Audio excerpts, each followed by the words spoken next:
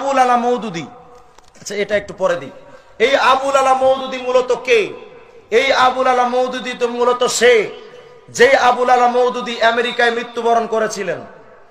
এই আবুল আলা মওদুদী তো সে যে উলামায়ে দেওবন্দের সাথে চ্যালেঞ্জ ছুড়ে জামাত ইসলাম নামক একটি সংগঠন তৈরি করেছিলেন। এই আবুল আলা মওদুদী কে?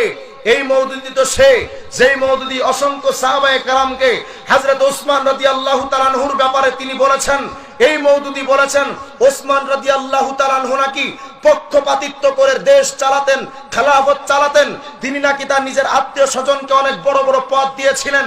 এই আবুল আলা মওদুদীকে? এই আবুল আলা মওদুদী তো সে যে অসংখ্য সাহাবায়ে কেরামকে নিয়ে কটূক্তি করেছিলেন, সমালোচনা করেছিলেন। এমনকি আবুল আলা মওদুদী বলেছিলেন সাহাবায়ে কেরাম মে আর হক नहीं है, সাহাবায়ে কেরাম সত্যের মাপকাঠি নন। এই আবুল আলা মওদুদীকে? এই আবুল আলা মওদুদী তো সে যে দাড়ির ব্যাপারে বলেছেন এক মুষ্টি দাড়ি না হলেও চলবে। এই আবুল আলা মওদুদীকে?